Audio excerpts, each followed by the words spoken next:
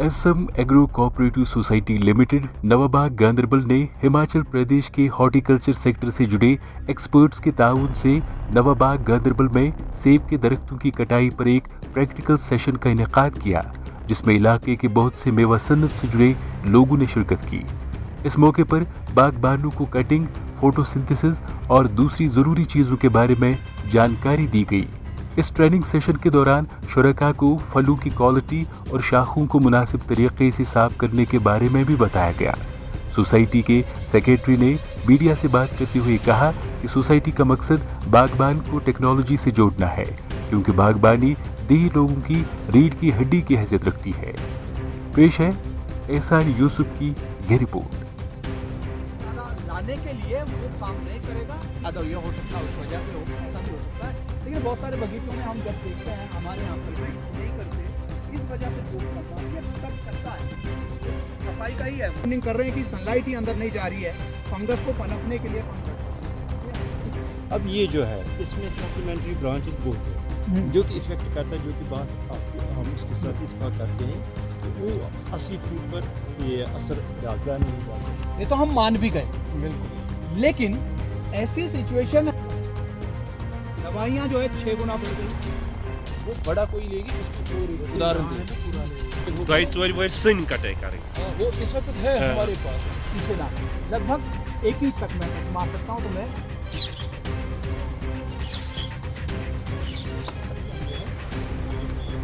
आप देख सकते हैं जो ब्रांच में नीचे गिरा रहा हूँ ना,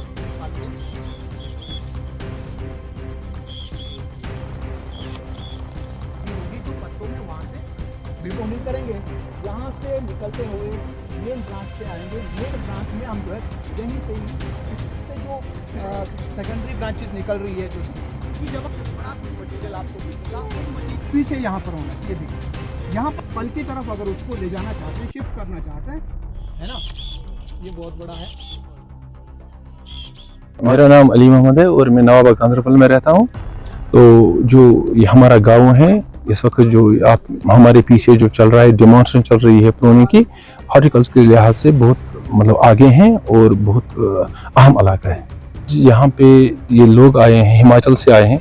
ये हमें जो लेटेस्ट जो साइंटिफिक तरीके हैं प्रूनिंग के, वो यहाँ पे उसकी डेमोन्स्ट्रेशन दे रहे हैं।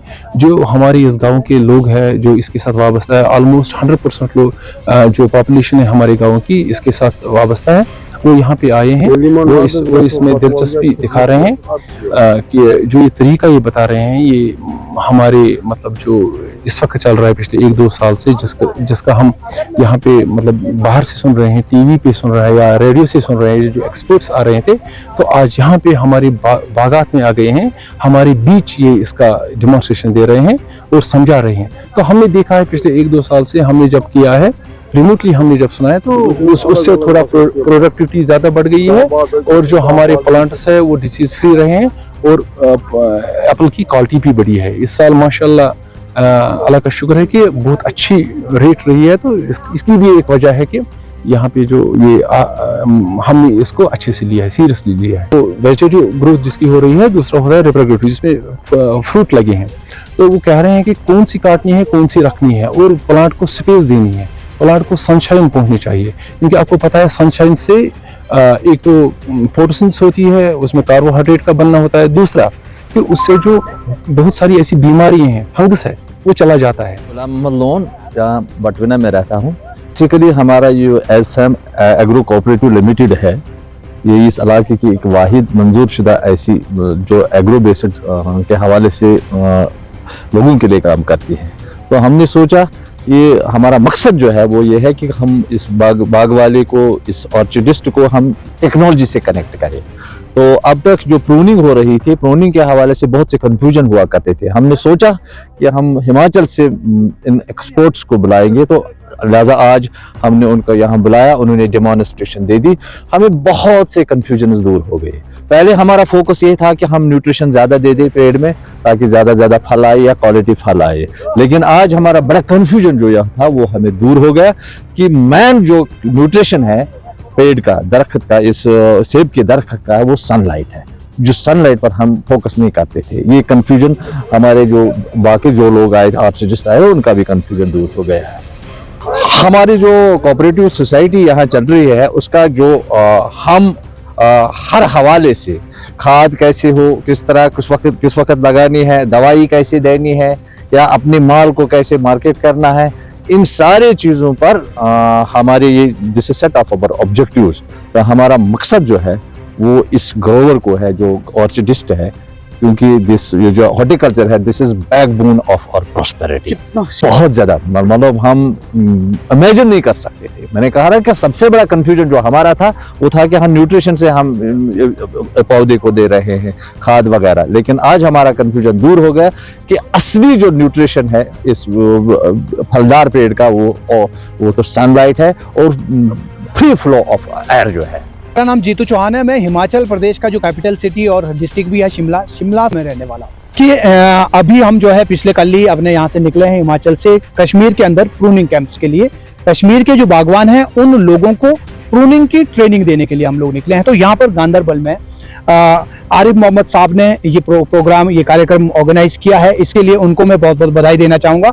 ऐसे जो है हर एक फार्मर को आगे निकलना पड़ेगा अपनी कम्युनिटी की बेहतरी के लिए। कम्युनिटी के अंदर में नॉलेज आए, उसको बागवानी की जानकारी मिले, जो कमी अभी है उस कमी को पूरा करके हम क्वालिटी और क्वांटिटी की तरफ अगर आगे जाएं और अपनी इनकम को जो है वो बागवान बढ़ा पाए, इसके लिए हम लोग जो है ये प्रूनिंग कैंप के लिए कश्मीर आए। आप कश्मीर में अगर हम देखते हैं तो यहाँ पर ओपन सेंटर सिस्टम है, हमारे यहाँ पर सेंट्रल लीडर सिस्टम और कई जगह पे multi leader system training system जो है हमारे यहाँ पर हिमाचल में होता है। तो ये ओपन सेंटर सिस्टम हमारे यहाँ पर जो है स्टोन फ्रूट्स में कहीं कहीं मैंने देखा है, राजगढ़ साइड देखा है, सोलन की तरफ देखा है, लेकिन सेब में हमारे यहाँ ये वाला सिस्टम नहीं होता है। हमारे यहाँ पर खास करके नहीं होता, हमारे यहाँ सेंट्रल लीडर सिस्टम होता है। तो एक चीज जरूर है कि बीमा जो है वो पौधों के ऊपर हमको कम दिख रहा है और डेंसिटी प्लांट कैनोपी के अंदर ज्यादा है, जिससे कि सनलाइट पौधे के अंदर में कम जाती है। हालांकि जिस बगीचे में हम खड़े हैं यहाँ एक ये जो है हमको ऐसा लग रहा है कि मीडियम डेंसिटी ऑर्चर्ड है, काफी